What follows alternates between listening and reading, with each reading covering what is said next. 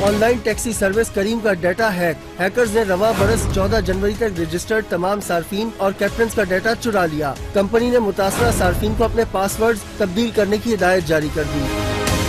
Cyber हमले में 1,40,00,000 सार्फिन के नाम, ईमेल एड्रेस, फोन नंबर्स और सफरी मालूमात चोरी की गई हैं, जबकि उनके पासवर्ड और क्रेडिट कार्ड नंबर चोरी होने के कोई सबूत नहीं मिले।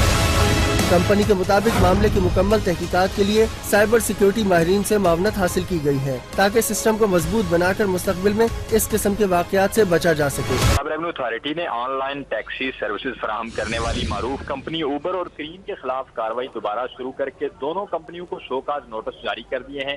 पंजाब रेवेन्यू अथॉरिटी ने उबर और क्रीम से साल 2015-16 और 2016-17 के दौरान ड्राइवर्स को की गई अदायगियों का मुकम्मल रिकॉर्ड तलब कर लिया है। पंजाब रेवेन्यू अथॉरिटी ने उबर और क्रीम के ऑडिट अकाउंट्स की मुकम्मल तफसीलात भी मांग ली हैं।